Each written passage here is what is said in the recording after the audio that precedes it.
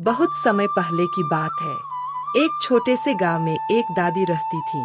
उनका जीवन बेहद साधारण था।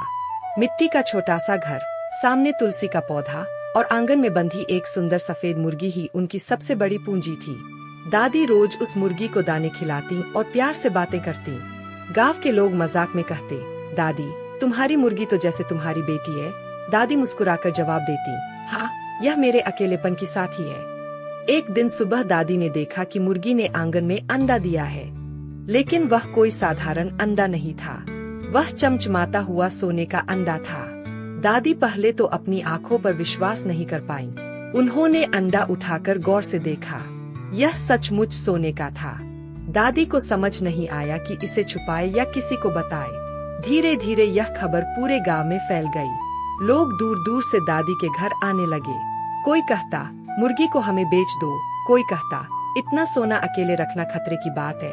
कुछ लोग चुपचाप दादी से जलने लगे। गांव के कुछ लालची लोग तो मुर्गी को चुराने की योजना बनाने लगे। आधी रात को जब दादी गहरी नींद में थीं, एक चोर धीरे धीरे उनके घर में घुस आया। उसका इरादा मुर्गी को उठाकर भाग जाने का था। जैसे ही उसने मुर्गी को पकड़ने की कोशिश की, मुर्गी ने जोर से कुकड़ू की आवाज निकाली। शोर सुनकर दादी की नींद खुल गई। दादी तुरंत लाठी उठाकर आंगन में दौड़ी। उन्होंने चोर को रंगे हाथों पकड़ लिया। डर के मारे चोर भाग खड़ा हुआ। दादी ने मुर्गी को गोद में उठाया और बोली, तूने तो मेरा धन ही नहीं, मेरा विश्वास भी बचा लिया। अगले दिन दादी ने पूरे गांव को बुलाकर कहा, यह मुर्गी मेरे लिए सोने के अंडे देने वाली कोई वस्तु नहीं है। यह मेरे लिए परिवार जैसी है। असली दौलत सोने चांदी में नहीं, बल्कि रिश्तों और प्यार में छुपी होती है। दादी की बातें सुनकर गांव वालों की आंखें खुल गईं। उन्हें अपनी गलती का एहसास हुआ। वे सबने दादी से माफी मांगी और तय किया कि अब वे लालच में आकर कभी गलत काम नहीं करेंगे। उस दिन से गांव का माहौल बदल गया।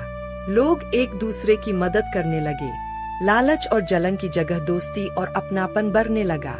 दादी और उनकी जादुई मुर्गी सुख शांति से रहने लगी। मुर्गी समय समय पर सोने के अंडे देती रही, पर